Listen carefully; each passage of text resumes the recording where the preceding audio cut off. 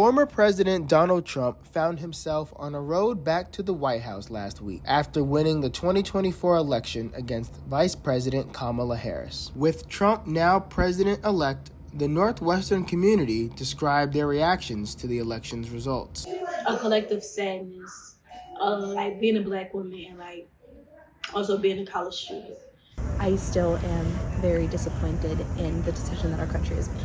He was a bit surprised by how decisive that victory was, both in the popular vote and the Electoral College. Not only did Trump win the race to 270, but he swept all 7 battleground states, which stretch from the Rust Belt to the American Southwest. With Kamala Harris's defeat, some wonder what might have went wrong for the Harris campaign. Maybe not breaking as much with Joe Biden and the Biden administration may have been her mistake, just given how much dissatisfaction voters were feeling with the economy, with a lot of the conflict abroad in Ukraine, the Middle East. Some students felt there were some other factors at play. I think like racism and sexism definitely played a role in this election result, for sure. Medill professor Peter Slevin, who spent Election Day speaking with voters in Wisconsin, said one man expressed a sentiment that might back up that claim. I spoke with a man who had just voted for Trump, and he said, look, women aren't qualified to be president. If you have a problem, you don't call a woman, you call a man. Slevin, along with students, shared their concerns around a second Trump presidency. I worry about his policies on climate.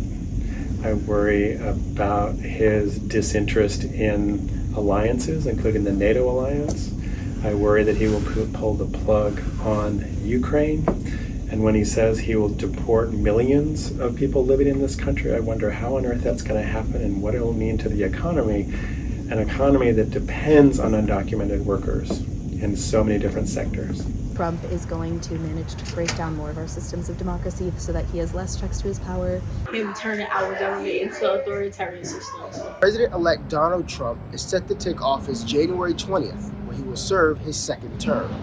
In Evanston, I'm Kendall Wright, Northwestern News Network.